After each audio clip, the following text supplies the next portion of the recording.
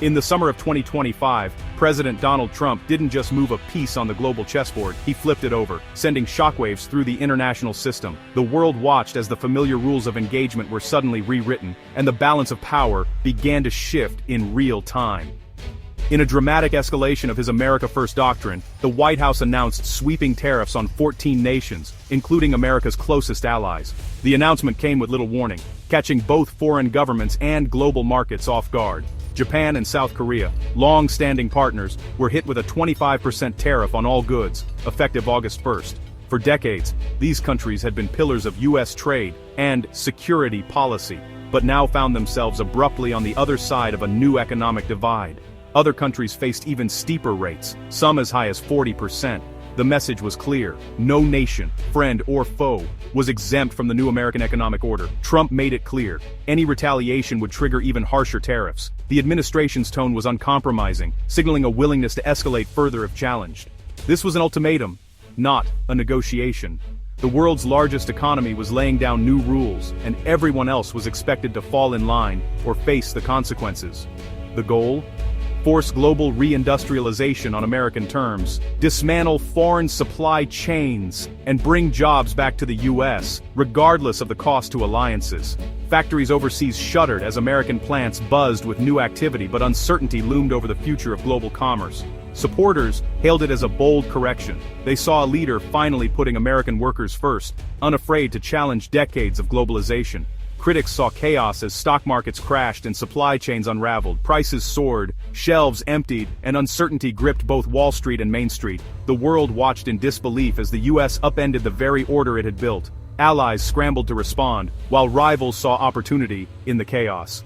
The shockwave didn't just disrupt economies, it redrew the geopolitical map, pushing old allies to question their loyalties. New alliances began to form, and the old certainties of the post-war era faded fast. The era of predictable partnerships was over, a new, uncertain world had begun. As dusk settled over world capitals, leaders and citizens alike wondered what tomorrow would bring in this world redrawn. The tariff war quickly morphed into something far more insidious, a global protection racket orchestrated by the United States. What began as a dispute over trade imbalances soon became a system where economic loyalty was extracted through pressure and threat. Loyalty to the U.S. now came with a steep price. Japan, for example, was forced into a staggering $550 billion investment in America, receiving only a 10% return on their money. This was less a partnership and more a shakedown, with Japan left little choice but to comply. The U.S. retained control and pocketed 90% of the profits, always holding the threat of new tariffs over Japan's head if it ever refused to fund another American project. The message was clear: pay up or pay the price. Europe faced similar terms: $600 billion in forced investments, $750 billion in mandatory energy purchases, and still a punishing 15% tariff on their goods. Even the wealthiest European nations found themselves cornered. Even total compliance didn't guarantee fair treatment. The price of alliance was a never-ending tribute, with allies constantly paying to stay in America's good graces. Targeted tariffs on steel and aluminum crippled allied industries, shuttering factories, and putting thousands out of work. These measures made it nearly impossible for allies to compete, all while funding America's own resurgence. The U.S. strategy was unmistakable: systematically weaken its allies, enrich itself, and transform what were once partnerships into relationships of domination and dependence.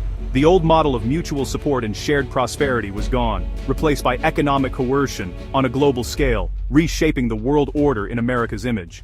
The U.S. investment deal was more than just a financial setback. It was a national humiliation for Japan, striking at the heart of its pride and sovereignty.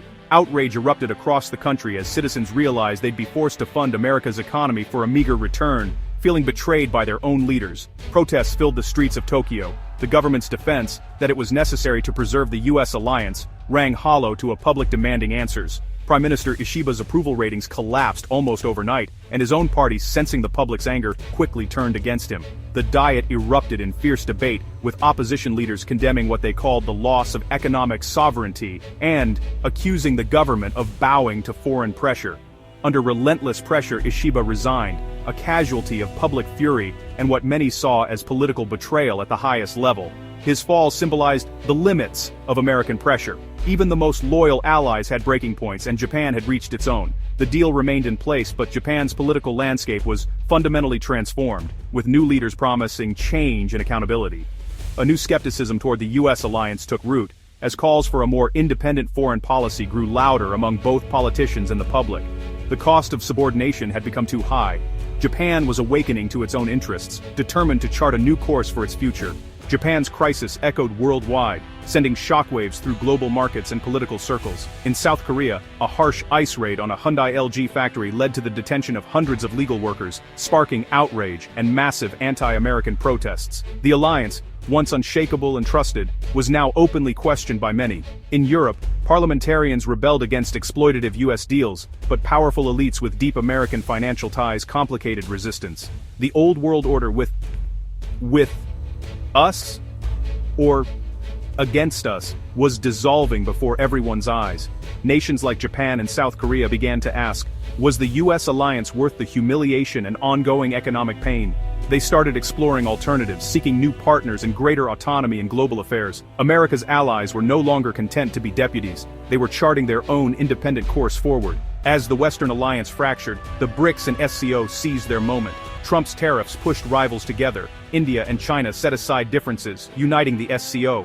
Brazil, hit with a 50% tariff, called an emergency BRICS summit to coordinate resistance. The result? A new spirit of solidarity, as leaders pledged to defend their economies and build a multipolar world. The U.S. could no longer divide and conquer. Its aggression was forging unity among its rivals.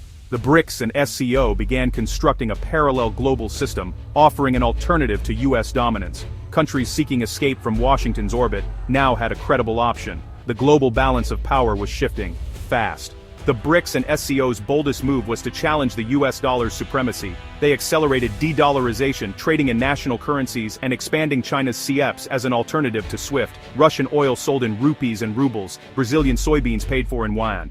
Each deal chipped away at dollar dominance. Trump threatened more tariffs, but this only hardened their resolve. BRICS nations began dumping U.S. treasuries, putting pressure on the dollar and signaling a loss of faith in U.S. debt. Meanwhile, Europe clung tighter to the dollar, deepening the global split.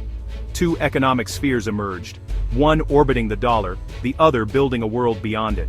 The battle for financial supremacy was underway. The future of global finance was no longer America's to dictate. Trump's reindustrialization plan was undermined by America's own weaknesses. A shortage of skilled labor, worsened by the abolition of the Department of Education, left new factories without workers. Hostile immigration policies slammed the door on foreign talent, while raids on foreign-owned factories sent a chilling message worldwide. America demanded advanced industries but rejected the people needed to build them. These contradictions exposed the Achilles heel of the America First strategy. Japan, and others, now faced a choice: remain subordinate in a dysfunctional U.S. orbit, or pivot toward the rising power of Asia and the BRICS-SCO bloc.